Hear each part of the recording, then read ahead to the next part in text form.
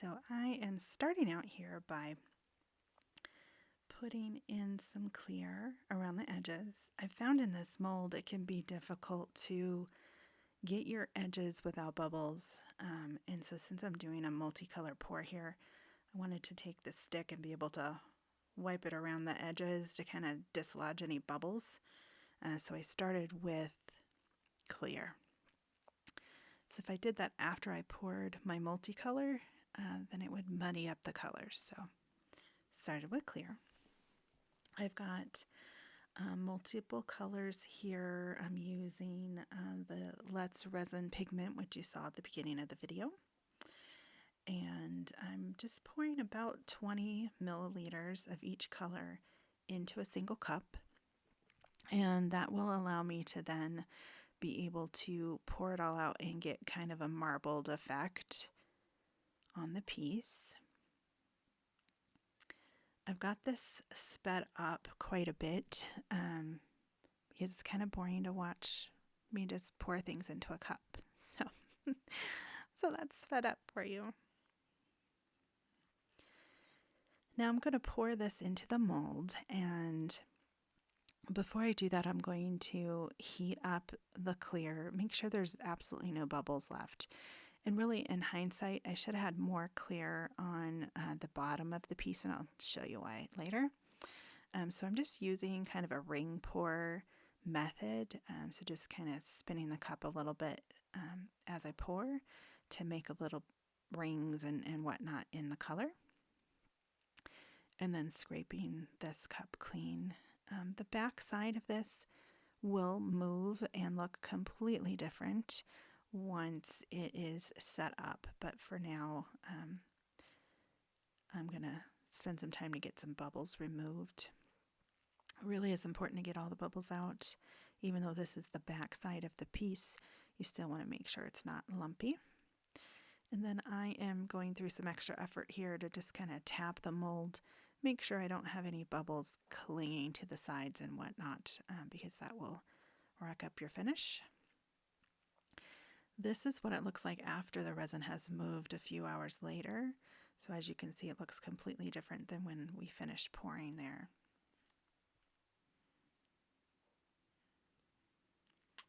And this is the following day, demolding. This mold pops out pretty easy. I just loosen up all of the sides all the way around the piece, and then flip it over and pull the mold right off. You can see other projects in the background there. I like to do multiple projects. We did get a couple bubbles in the finish on the base here, but that's okay because I'm actually going to do a clear coat on top, so there won't be any pitting or anything there. My edges, I didn't get any bubbles whatsoever along the edges, so everything is super smooth. No dents or anything from bubbles there on the edges. And I did get kind of a peachy effect on the sides because I did have the clear in there, and I knew that was going to happen. That's kind of part of why I do that, in order to get no bubbles along the edges, and then also it creates a pretty neat effect. You can also drop various rocks and things like that in there, and it looks pretty cool. As you can see here, there are a couple bubbles here on the base of the tray, but again, we'll cover that up, or at least fill those in with clear when we do the next stage.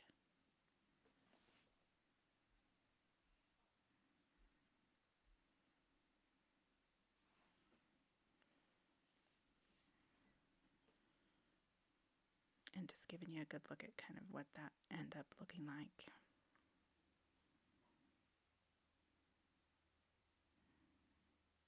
Not as happy with what looks like on the blue side, so that's where I'm going to put my sticker. So I'm going to use a Cricut Joy machine here, and I'm just measuring the piece to see how big I want to make my vinyl sticker. So I chose 2.5 inches, and I'm going to put it on the left side of the tray there. I chose some rainbow shimmery vinyl that I have to cut out my design. and I chose a sunflower image. So here is the Cricut machine taking its sweet time of getting started, but then it's going to get cut in here.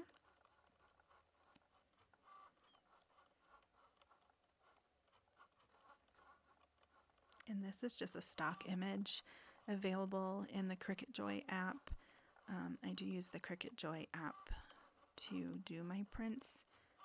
I find it's easier to find what will fit on this size vinyl sheet if I do that. A lot of the images and things available on the other design app for Cricut are not compatible with the Joy machine. So this is just the smallest, cheapest machine that Cricut has.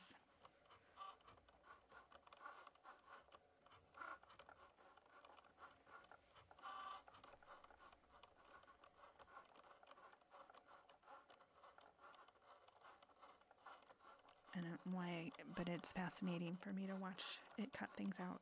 I like this part. And we're all done. Don't mind my dirty fingers. I am just going to peel all of the pieces out using a weeding tool. It makes it super easy to pull those pieces out if you do have that tool. And this is sped up at 4 times, so the normal speed, so it is going much faster than what it was in real life.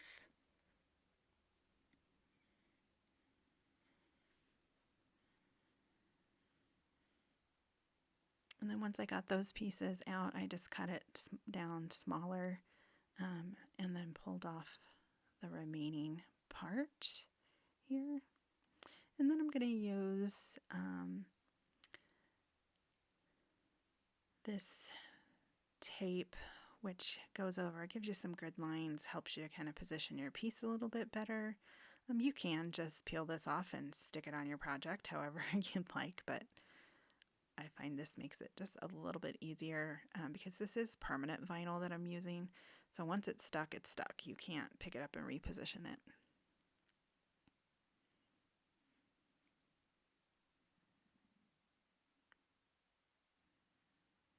So I'm just going to peel off the backing here. Don't mind my dirty table. I do a lot of projects on this table. And there you go. The piece just peels right off easy. And then all those grid lines are going to help me kind of determine which way I want to put this.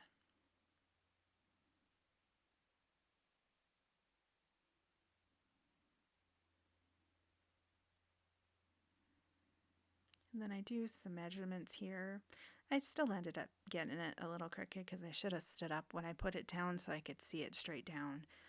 But instead I was trying to do it at an angle because I was videoing this. But I would definitely recommend that you stand so that you can see straight above it when you go to position something like this.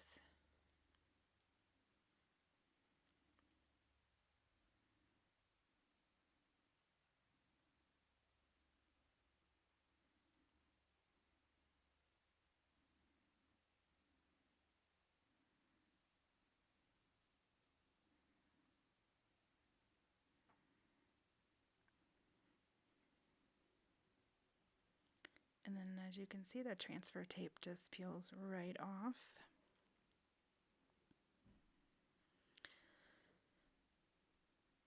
And showing you a little bit of a close-up here, you can see how the rainbow effect on that vinyl looks.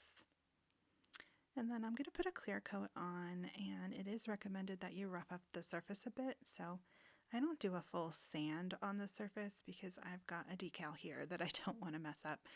So I just scratch the surface with my metal palette knife, and I found that that creates some good adhesion between the layers of resin.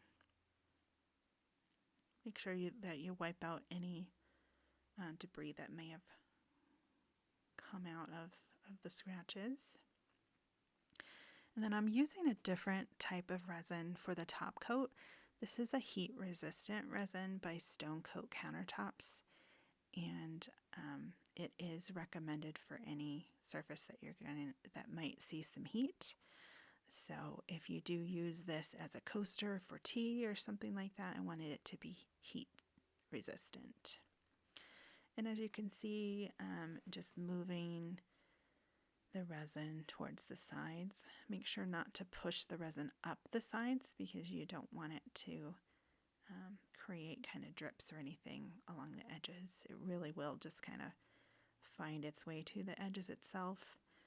I just kind of helped it along here until it just barely touched and then stopped pushing it. You won't see it on the video here, but I did realize that in a couple of those pits there was some air, so I did take a toothpick and poke down into a couple of those bubble spots on the bottom to release any air that was there. I'm using my heat tool here. It's the embossing type tool to remove bubbles. But because I'm not in a mold, I also used a torch, and torches do tend to remove pretty much all bubbles. So for a top coat like this, I do recommend a torch as kind of a final bubble release kind of tool.